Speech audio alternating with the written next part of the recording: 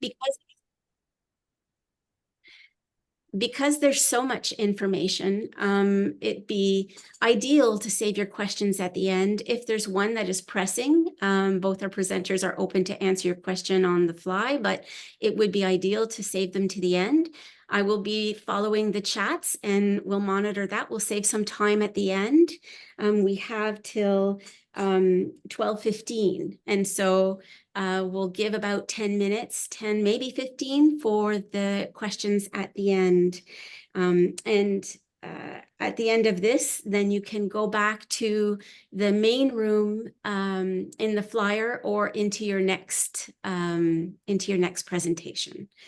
So the floor is all yours, Nicholas and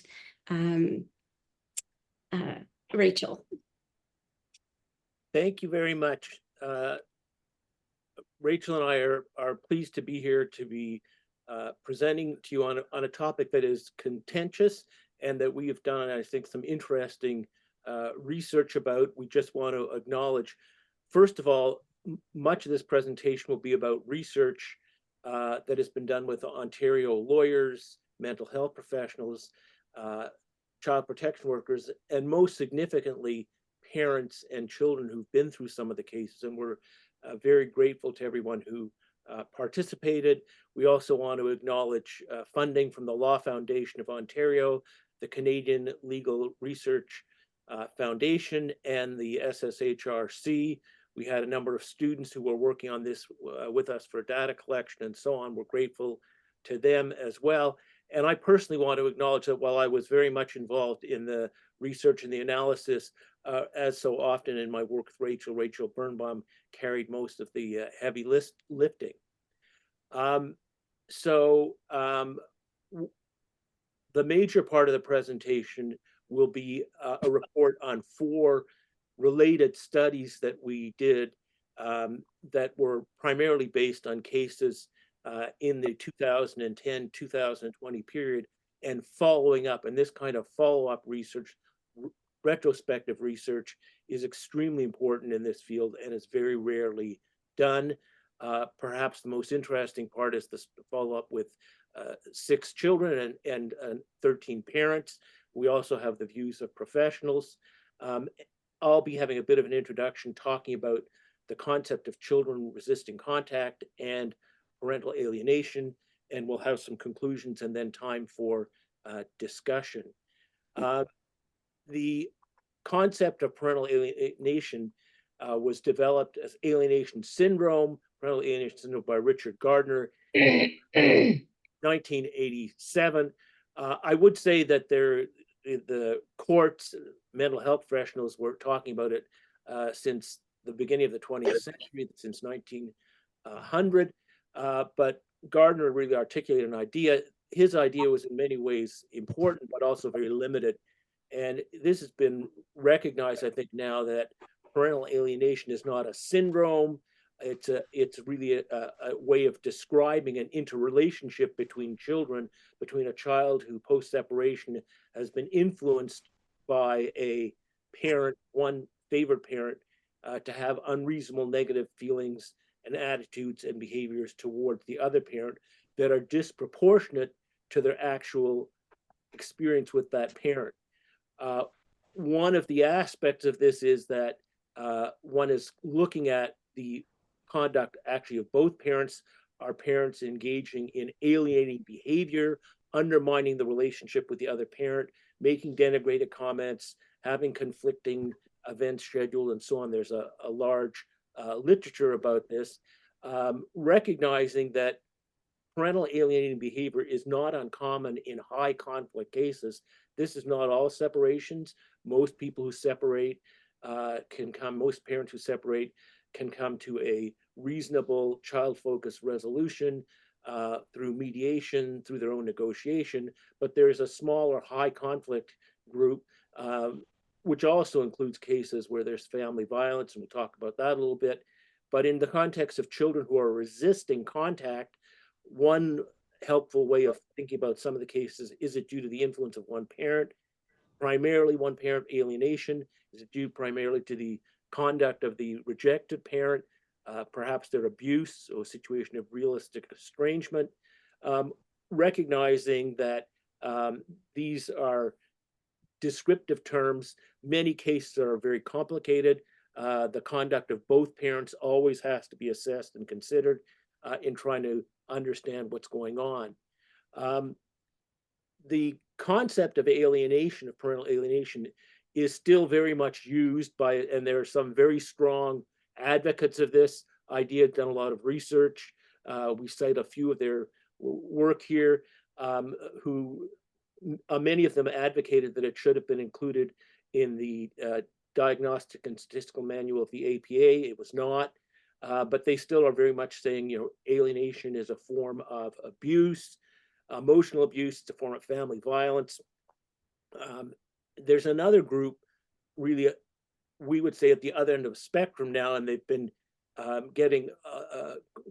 putting forward a very strong position recently. Some of you may have seen the media attention given to the particularly the position of the National Association of Women in the Law.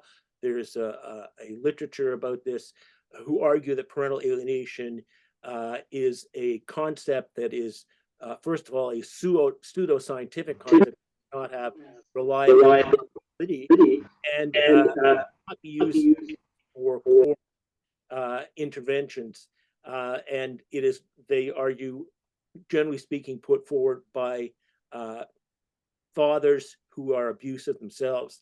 And then we have a group in the middle, if you want, and which is where Rachel and I and others, Janet Johnson, Barbara Jo Fiedler, and many others, and I would actually argue the bulk of family justice professionals in Canada, lawyers, family lawyers, judges certainly, recognize parental alienation as both a useful concept, but it also has limitations. It's a good description of situations where a child is being influenced primarily by one parent, and also recognize that in more severe cases, the situation may be helped by a custody reversal. This isn't to say that that should be the most common response, but it's certainly one that can be useful, and our research will shed light on that. I think some of the recent discussion and criticism of the concept, while it certainly has validity to say that when parental alienation is put forward, it is frequently not established. It is something that is put forward by fathers, primarily by fathers, who may say, my child doesn't want to see me, that's because the mother is alienating the child. In this, we have 3 slides here on other research. The research of in a Quebec study, most cases where alienation is raised, it's not proven, doesn't mean it wasn't there. One of the aspects of this is that we have found that it has been found, although alienation primarily is viewed as an issue of mothers influencing children, but there are also a significant number of cases where the father is the alienating parent. Some of those are also fathers who are perpetrating family violence.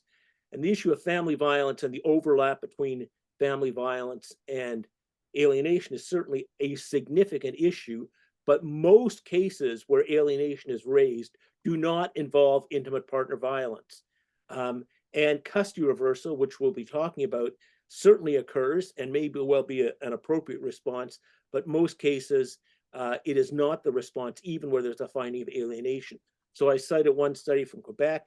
There's another more recent study of Canadian cases by Jennifer Harmon and some others.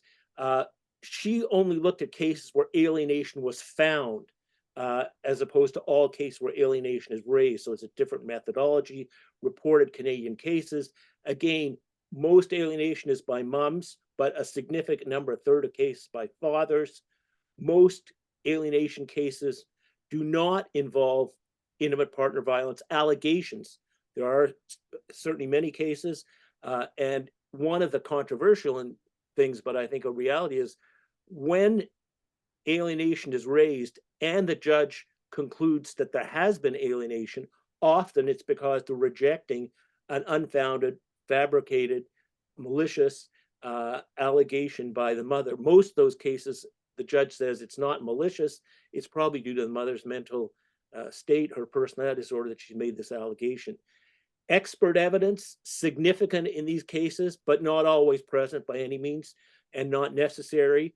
And custody reversal certainly may occur, but it's not the most common response. I should say I'm doing a similar study now, and we'll be reporting on this, the Law Society program next month. Again, finding most cases that involve mothers, but there are a significant number of alienating fathers. And again, most alienation allegations are not proven. So the courts are, I think, sophisticated in responding. They don't just say, oh, you've made an alienation claim, that's the end of it. And I would just finally conclude in terms of reviewing the research that one of the reasons we're concerned about alienation, it certainly affects the rights, if you want, of the rejected parent.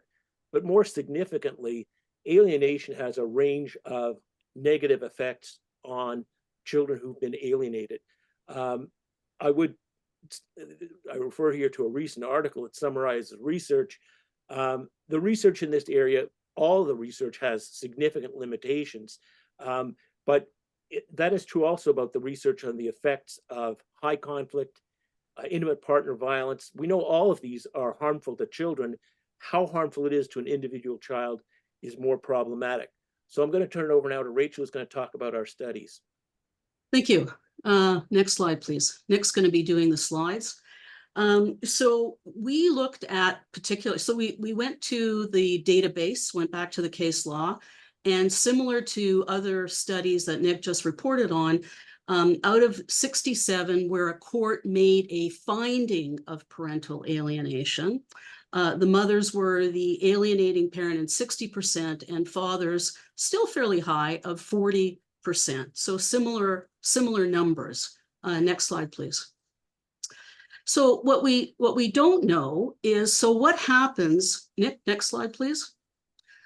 So along with this, we did look at where there was a lawyer that was representing a child only in about 19% of the cases.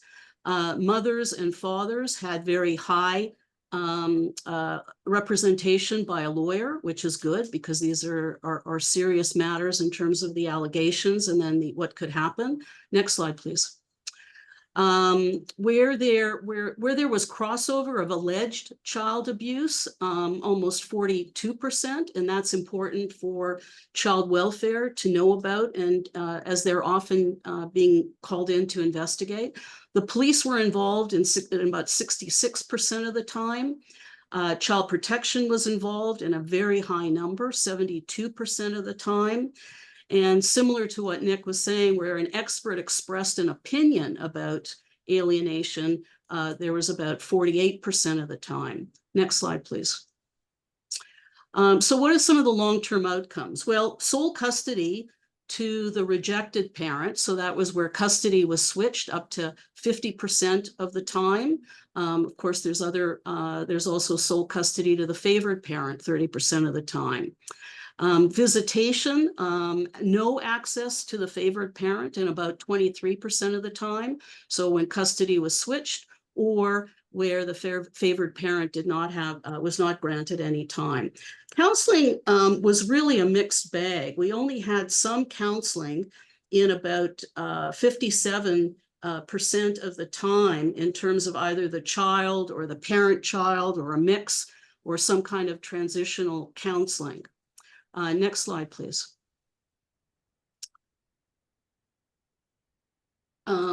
So what we wanted to know, our question was, so of these cases where the judges made a finding of alienation and switched custody, what happens to these children? So we sent out letters to lawyers that were named in these cases and asked their permission if they would please contact their former favored and rejected parents, and for those parents to also be able to ask their children if they would be willing to speak to me in a confidential interview. We also contacted the reunification therapists that were provided in these court-mandated services. Now, again, reunification therapists, the terms were constantly changing. Sometimes it was counseling, sometimes they were referred to as reunification. And then we developed different interview schedules for each of these groups. Obviously, for the professionals, we did not ask them questions about the particular case that they were involved in, because that would be confidential, although we know what evidence or what they had to say if they were giving from the court case that we reviewed. Only the parents and the children were given a $25 gift certificate to thank them for their time. So what did we find? Next slide, please. So we ended up with really in total actually 9 children, but it came down to 6 where there was a finding and custody was switched.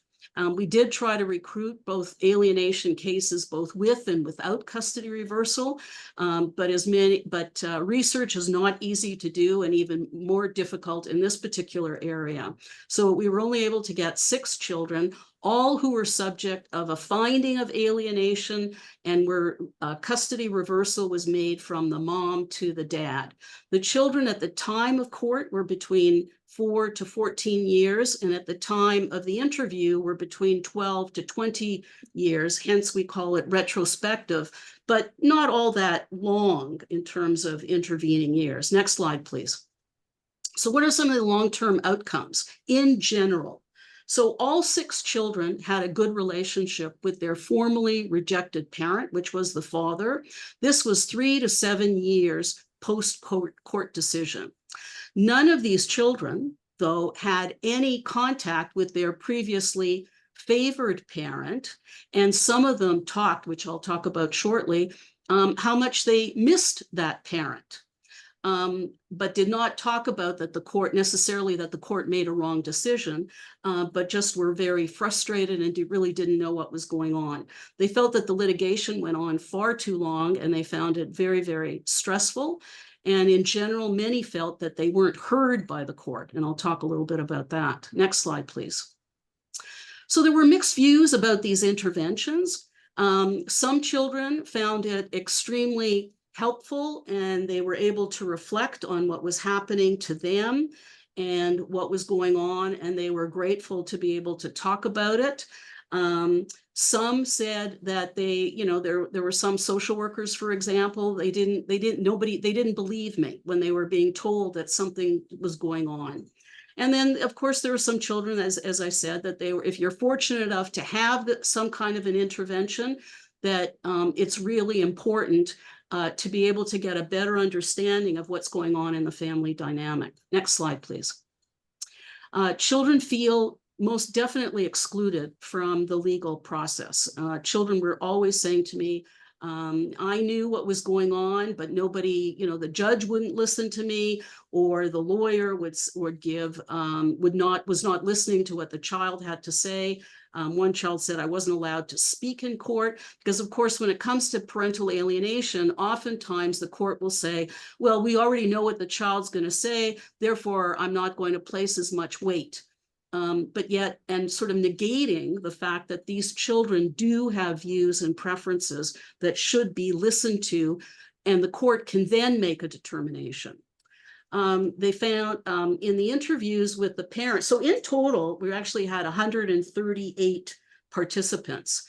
The interview with the parents were 13, and again, in total I did 15, but 2 of them there was not a finding of alienation. Next slide, please. A lot of them talked about, needless to say, the financial burden. It is a tremendous amount of money that they invested, borrowing money from friends, relatives, taking out mortgages. They said that the systems need to change. There needs to be one judge right from the beginning to handle these cases all the way through, so that case management is really important in these kinds of cases, or to be triaged right at the beginning. Next slide, please. There's a lot of losses of the relationship that they talked about with their child.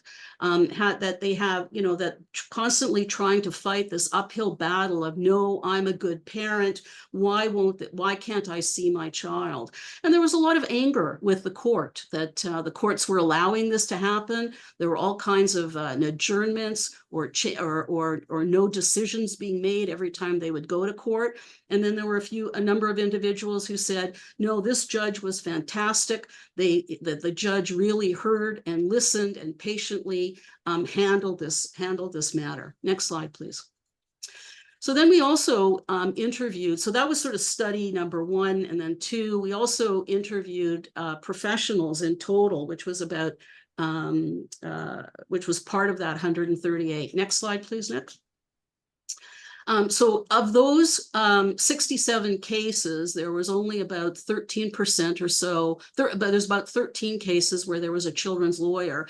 And though we tried to contact them all, but some had retired, some were busy, so we ended up speaking to only 2. And they talked about the challenges of representing children, that how this term gets thrown around. It's difficult to ascertain children's views and preferences. Because the child might be saying one thing and their role is to represent what the child is saying, but they still found it challenging. They said that particularly as the child gets older in 13, 14, it becomes very, very difficult to assist with these cases. And they said that they really needed, the lawyers themselves really needed some strong litigation skills in order to be able to negotiate with the parents and the lawyers for the parents. Next slide, please. We also spoke to I spoke to 45 lawyers. So these were lawyers that represented both the favored parent and the rejected parent. And we asked them questions about, next slide, please. So in terms of representing the favored parent, sort of what's your greatest challenge? And that is that it's hard for an alienating parent to say, yes, this is what I'm doing, and I'm going to continue to do it. So it's very difficult. They found it very, very difficult to try to get them to focus on their behaviors, that this was not helping the children. In terms of representing a rejected parent, they found them to be extremely needy, needing a lot of support and guidance. Because they're so angry that their child is being denied, and trying to work with the client to get them to say, this, we will get through this. So it was a constant support. Next slide, please. Some of the challenges in court, finding suitable professionals, to do this kind of a parenting assessment, and more importantly, B, once it's determined that it is parental alienation, then what? Where do you go? Who's out there, and the field is dwindling for all kinds of reasons because of the politics and the rhetoric, and that there's challenges trying to get this kind of evidence before the court. Some judges want to see the evidence by a qualified professional. Some will take note of some of the literature, but it's a really hit and miss as to what the court will accept. Next slide, please.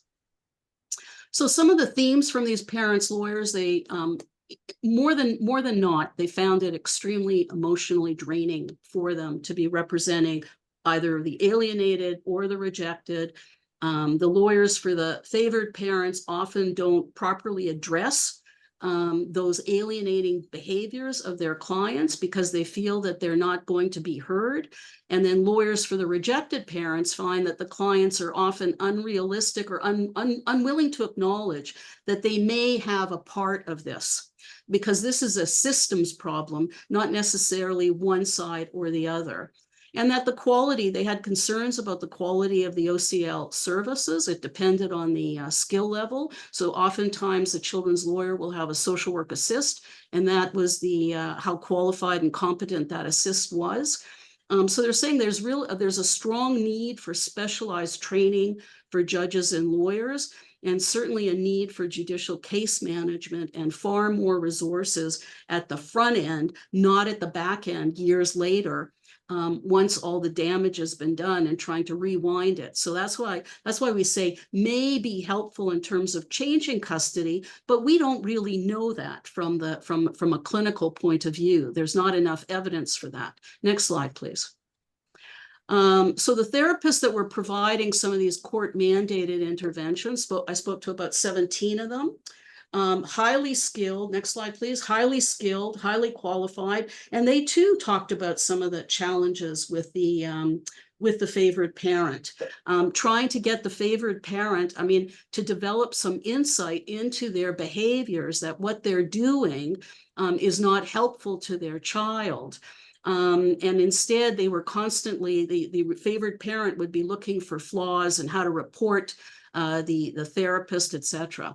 And for the rejected parent, it's also trying to help work them through the trauma of having lost their relationship with their child, and that this was going to take some time. So a lot of the work was based on grief work more than anything. Next slide, please. So we had the privilege, Nick and I have been involved with child welfare in another study on high conflict, and we were fortunate enough to be able to speak to some of the child welfare workers and lawyers, and in addition to some of the OCL lawyers that were not part of the court study. So in total, there were about 50 of them. And again, we developed different interview schedules. Next slide, please. Next slide. Yeah.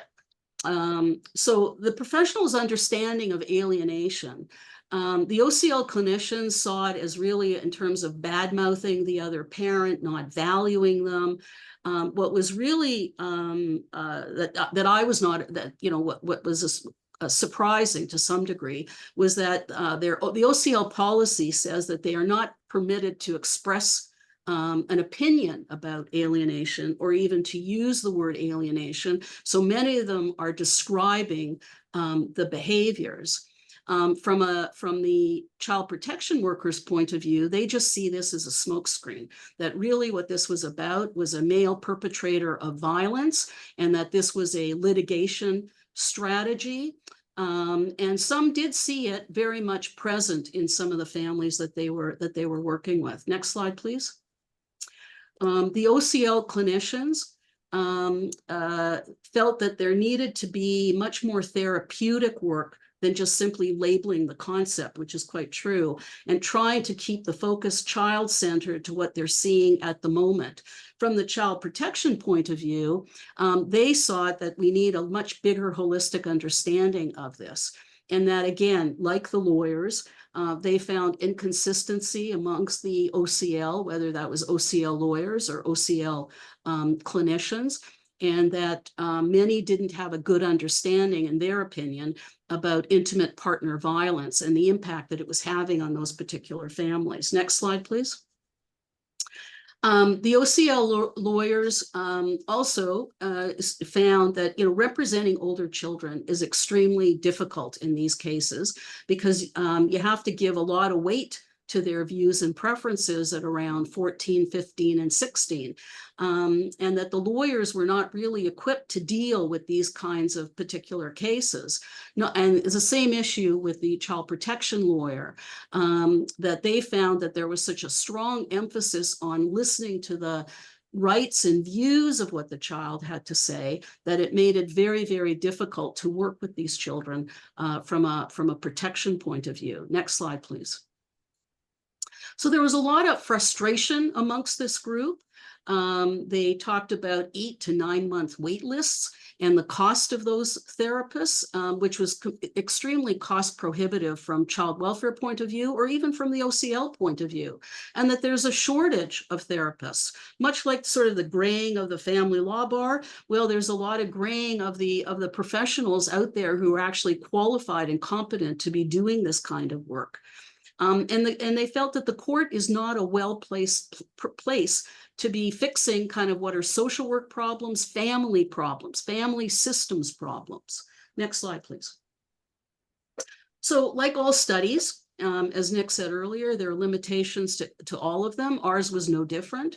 The study one was limited to the analysis of the reported cases. And as many of you know, not everything is written in a judgment and not every case is reported. The interview and focus groups, we only heard from those willing to participate. Even though we sent letters to everybody that was involved, it's very, very difficult to engage with people. Although to be fair, the lawyers really worked very hard to get many of their clients to respond to us, particularly, and it was hard to get those favored or alienating mothers who did not participate. Study two was the first retrospective study to explore the perspectives of these children and parents in reported court cases, but there needs to obviously be more research with a larger sample. And we tried to minimize the sampling bias going in, knowing this, based on sort of the goodwill of the lawyers to reach these parents, but perhaps there's another way of doing this as well. And that we need to hear from all the professional groups, especially more child welfare workers and more child welfare lawyers, and even the evaluators who are preparing these reports either through the Children's Lawyer's Office or through the CLRA under Section 30. Next slide, please. So what are some of the key findings of this research? Alienation cases are high conflict, with many of having allegations of both child abuse and interparental violence, as well as child protection and police. It's a real mix. Similar, we found 60% moms versus 40% dads. If there was a finding of alienation, half of them, there was a custody reversal. And all of these children who were subject of custody reversals had good outcomes, but they appreciated why the court did this, but none had a relationship with their previously favored parent. So you're going from parent one to parent two with still no relationship between the two parents. And there has to be caution, though it's not found in this study, some of these custody reversal breakdowns may be harmful to children, and especially if we fail to identify the abuse of the rejected parent. And that's why when we showed earlier our slides of one continuum to the other, it's this polarization, and we need to stop accusing, but look more upon what's really going on for some of these children. Alienation is stressful for all professionals involved, and even more so for those children and parents who are, before the courts. Parents are spending an enormous amount of money to retain or obtain a relationship, and even sometimes to no avail. And that the therapeutic interventions can help, perhaps. And again, the research is still not 100, still needs more work, but it's best if it's early and if both parents are willing to engage, which is not an easy thing to do at those early stages. The research is extremely challenging and certainly in need of interdisciplinary cooperation, as well as the engagement of professionals, which also includes judges. There is a significant amount of advocacy research out there that takes one side or the other, with very little empirical research to back it up. And we need for more long-term or at least retrospective research in these areas, which should also include obviously more children and more alienating parents, as well as abusive parents, to hear from them as well. Next slide, please. Okay, and I think so. Thank you, Rachel. I think I'm going to go through a couple of concluding slides here, and then we're going to open it up for questions. And as I noted at the beginning, as I'm sure many of you are aware, parental alienation right now is very much a topic in the news. Some of you may have seen yesterday, there was a column in the National Post quoting Jean Coleman, who's one of the participants here and may have something to say. There are many feminist advocates who have said that there are so many false claims of parental alienation that the concept should not be used at all in the courts. As has been indicated, we believe that it's a valid, important concept. And if it's not recognized, that will be harmful to children. So it's not as though it's on one side we have children who are abused, and if we don't understand their abuse, that's damaging. And on the other side, there's no risk. There are risks on both sides. That's why these are so challenging cases. Certainly from a policy perspective, having experienced, trained, supported family court judges are very important for high conflict cases in general. High conflict includes cases where there is intimate partner violence, cases where there's parental alienation, cases where there's both, cases where there's high conflict, but neither. Certainly having single judge case management is going to be helpful for these cases. That's done in some jurisdictions and even within Ontario in some courts, but others not as much. A key message here certainly is better coordination, and one of the good things about today is we're having interdisciplinary education and a start of dialogue. There needs to be a lot more of that. One of the specific things in the actual context in the courts is if an intervention is ordered by the court or mandated, and sometimes that could be at a very early stage in a case, that may be appropriate, mandating that the family have therapeutic intervention, having a reporting back mechanism to the court so that the court has a general idea, are the parents participating in that, can be important to getting the parents engaged. As has been pointed out, this is an area where there is, like a lot of things, I think, in our society, a polarization of views by some. And it's hard for those of us who I would say are in the middle to try to bring some coherent and consistent child-focused approach to this, and not just focusing on the rights of the adults involved. I think that all the professionals, certainly parenting evaluators, need to understand intimate partner violence, parental alienation, and high conflict, and must, of course, appreciate their own biases and the limitations of the perspective that they have and the need to work with other professionals. One thing I think that while we do think the term parental alienation, and for that matter, perpetrator of intimate partner violence, are important concepts, it's also important to recognize that once people are labeled in that way, it's hard to bring them back in. And one of the things I think that came out in Rachel's interviews is that the children who had been transferred from one parent to the other, and in all those cases they were from an alienating mother to a father, the primary reason they were not seeing the mothers was because the mothers had effectively no longer were willing to be engaged with them. It was not that the parent they were with said, don't see the other parent. To the contrary, once someone is labeled an alienator or an abuser, it can become hard to engage them in the family system. And so those terms should be used cautiously, especially at early stages, and especially by people like mediators who are trying to bring that family together. Some of these cases clearly require court involvement, but if you're a mediator, often at the front end, seeing if people can work together, lowering the temperature may be the best for all, including the children. And certainly the individual professionals can have a role. There need to be systemic changes, so things like judicial case management. An individual lawyer or mediator can't do that, but as an individual professional, lawyer in particular, but mental health professional, knowing about the cases, being understanding and ready to deal with them, and ready to recognize, yes, there are challenging cases, but they are also dealing with them is very important for the long-term interests of the children involved. Being able to work collaboratively, including both with mental health professionals, the evaluators, the therapists, working with counsel on the other side. In some cases, not in all cases, if counsel can be child-focused and saying, we both have clients who are difficult, but they both love their children. They both have something to offer.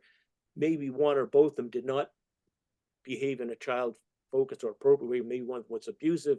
Maybe both were abusive. But can we help the family to move forward? That's not always possible or appropriate, but in the right case, it is. And certainly being aware of the vulnerability of the clients. They may be difficult to deal with. They may be traumatized. And on the one hand, it's important to appreciate them, to be effective advocates, but also not to over-identify. So pushing back, and I think that the interviews that Rachel had with the professionals, knowing when to push back effectively against your as a lawyer against your client and say, there's more to understand here that's going on. Yes, I understand why you're angry and upset and hurt, grieving, but for the sake of your child, you have to move forward. And also realizing this is a stressful area. And so organizations, conferences like this, organizations like the AFCC, where professionals can come together, informal organizations where you can get support from your colleagues, are going to be extremely important. We recognize that we've gone over a lot of material here. We're in the process of getting the material here published into papers. Certainly, if you have questions, we have about 15 minutes now for questions and comments, which we'd be happy to have. I think Raquel is going to organize this, but here are email addresses. Feel free to get in touch with us.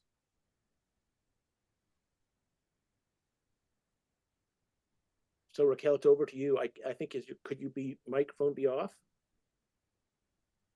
It is, but I was just de-spotlighting so I could have everybody see each other. So thank you so much, Nick and Rachel, for that wonderful presentation. I'm sure we're going to have a lot of questions, but I just wanted to say, I think those of us in that field doing assessments really feel as well the importance of having case management judges and more professionals who are knowledgeable about alienation. So I will move into the questions. Jonathan Paitner, you have your hand up.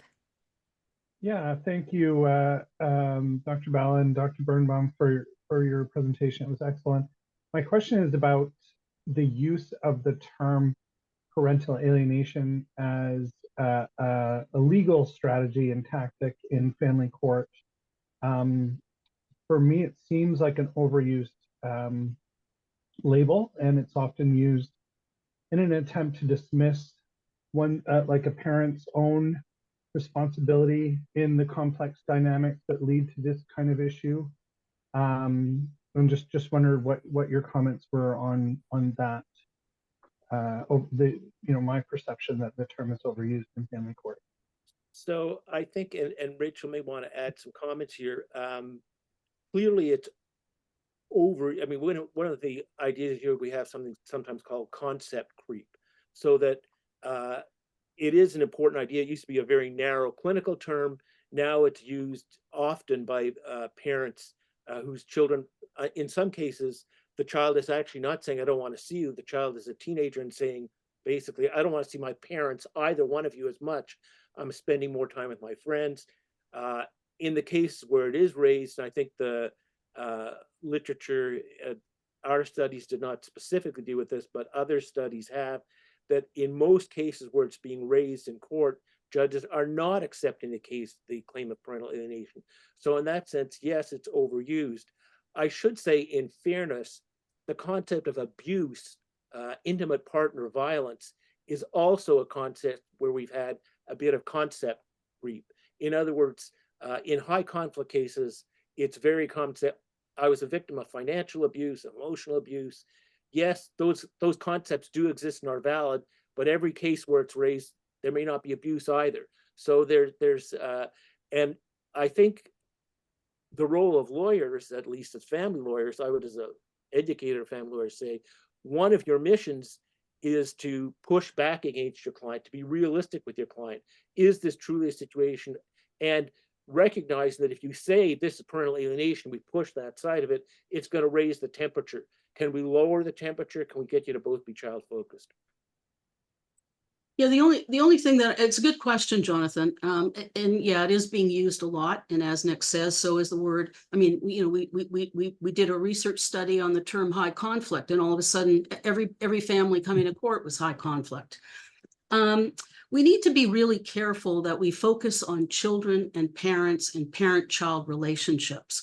But what's getting in the way is the politics and the polarization of this term. So everybody's focused on, does it exist? Doesn't it exist? Let's use the word to get into court, as opposed to what's really going on with this child and their relationships. Because what we really want at the end of the day is for that child to have a good parent-child relationships with both parents post-separation, not just necessarily with one. Mm-hmm. Yeah. Well, thanks for your answers. Appreciate it. Thank you for that question, Jonathan. I have somebody in the chat who would like to ask a question. So go ahead, Jean Coleman. Thank you. Thank you, Nick, for the shout out on the article in the National Post published last night. Rachel, Nick, this research that you two have put together is fantastic. It is absolutely fantastic. It has messages here for all of us working in the field. And I want to tell you both just how grateful I am for the two of you shedding some common sense and some great insights from your research and sharing them here. And I'm sure, as you mentioned, in your publications to come up and talks to come up. It was a fantastic presentation. I came in at slide number 7 because I was in the wrong room. So if my question is redundant, I apologize. We use the term parental alienation very, very frequently and very freely. And it has a very pejorative connotation. And in some of your writings, Nick, and in Barbara Jo Fiddler's writings and others, I saw a tendency to not use parental alienation, but to describe the phenomenon as resist, refuse. And I didn't hear that from you and Rachel today. And I would like to ask the two of you, would we not be better advised, all of us, the lawyers and social workers and others, would we not be better advised to use the word resist, refuse, simply describe the dynamic and try and find solutions? Well, first of all, Jean, thank you for the compliment to both Nick and I.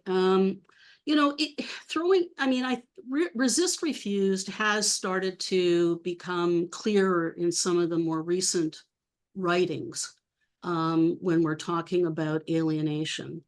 But again, it's how do you then describe, you can describe it, but what are some of the factors of resist, refuse? I think it's still, in my opinion, as a clinician and as a researcher, does not address what's going on for that child to have a relationship with both parents. So if you're talking about resist, refuse, you still have that polarized dynamic that's going on, and you're still only looking at it one way. This is a family systems problem. And we don't seem to take enough of that into consideration when we're really talking about it. And unfortunately, a lot of the therapy or these programs do take that sort of polarized of alienation. We get all kinds of orders now. What used to be a 90-day blackout period has all of a sudden turned into a 180-day blackout period. My question is, where is this coming from? Where's the research that demonstrates that the child should be taken away and not see the other parent for 180 days? So again, I think we need to just come back to the basics. You talk about as being common sense. I see this as common sense. Come back to the basics.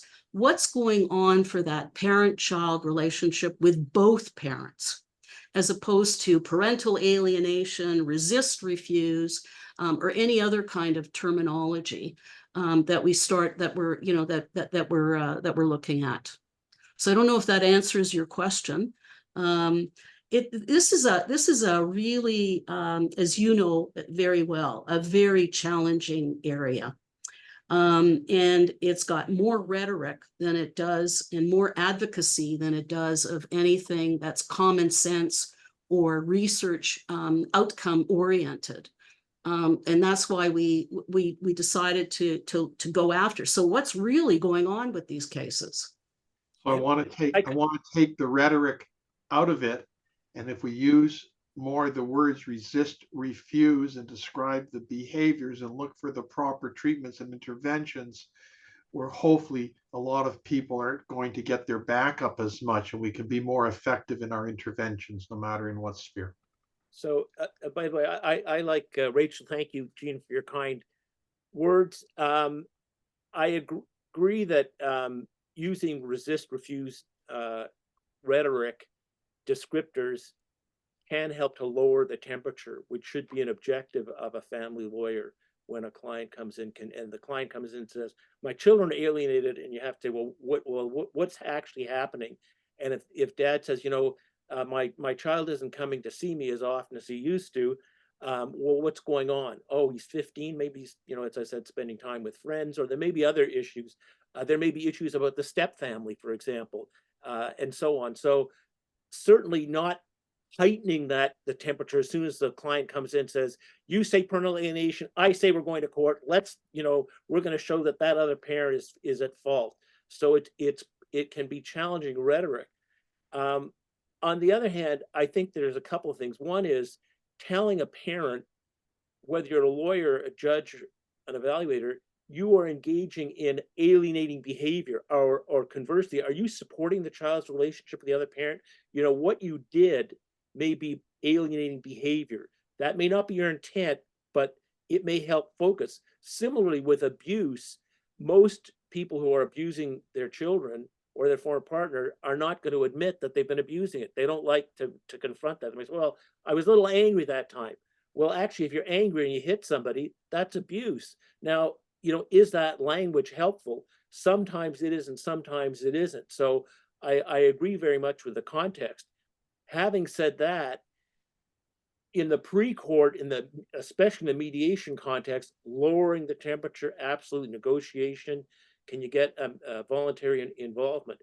But as you're moving through the court process, and this research focused on court, it's helpful for judges to say, if the response is going to be the child was living primarily with their mother or exclusively with their mother and says they don't want to see their father, but I, as a judge, have concluded that because of the mother's influence and inevitably her mental health, her personality disorder, I'm going to order this child now go and live with the father they say they don't want to live with. It's very helpful in that context. I think it's necessary to have a descriptive label and saying, why are you, well, say, I'm doing this because it's in the best interest of the child. Well, why? And we can use different ideas. One of the things is, as a judge, you're not permitted to say, if there's no expert evidence, I think this mother has border personality disorder, but you can say, she reported to the Children's Aid Society on 4 occasions that the father was sexually abusing the child. The CAS investigated 4 times, and they found that was unfounded. She was continually resisting the advice of the Children's Aid Society. I, as a judge, am concluding that there's been parental alienation. It may be helpful. Like everything else, context is really important.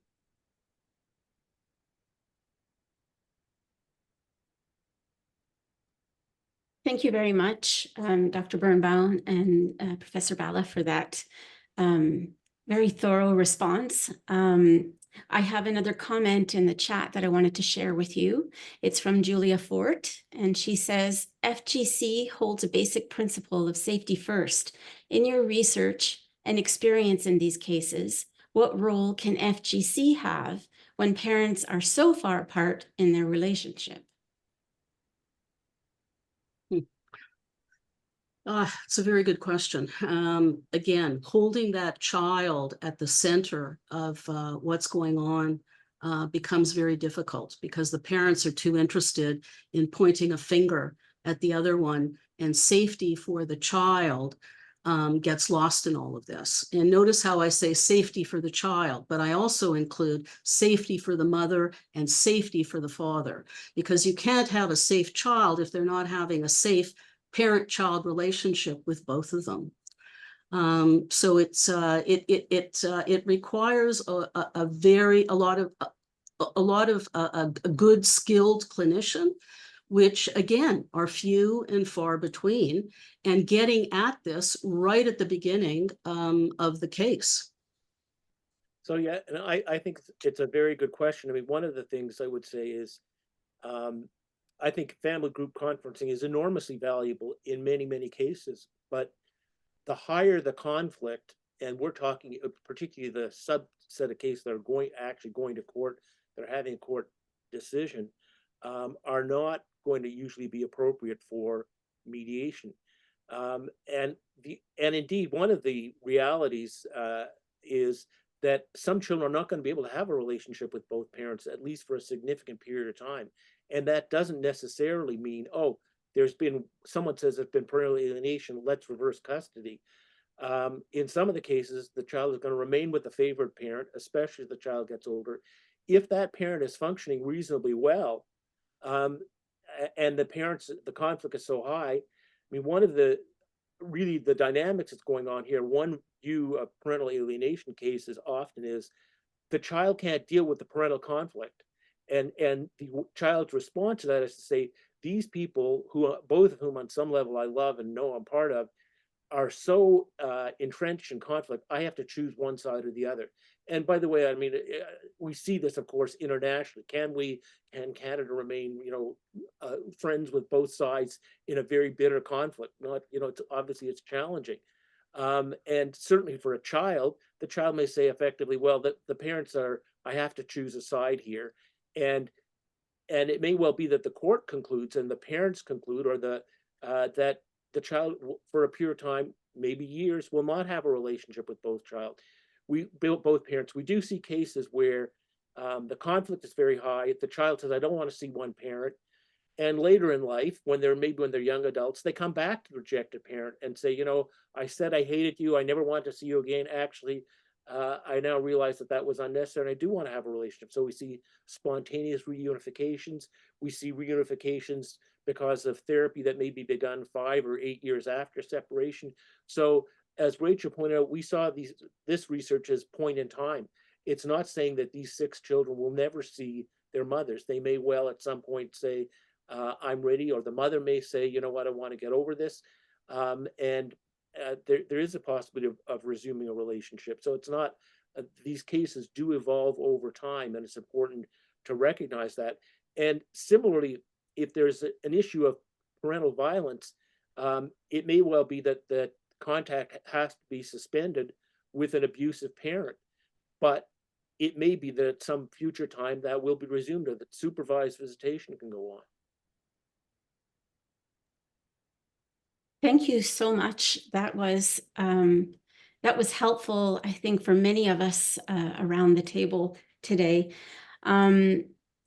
It's such an opportunity for more training. Like you said, our professionals need far more training, specialized training in this particular topic. We had up to 90 participants in this particular session, so I want to thank you for everyone's involvement and participation, and for your presentation. I don't see any other questions at this time in the chat, and I don't have any hands up in the participant list. Unless somebody wants to take an opportunity to speak now and lift your hand, we'll let you go for lunch and resume in the main room, which is in the chat. And I think we'll resume lunch at 12:45. So there are no more questions. Thank you once again, and we'll see you after lunch. Thank you. Thank you. Bye, everyone. Aye.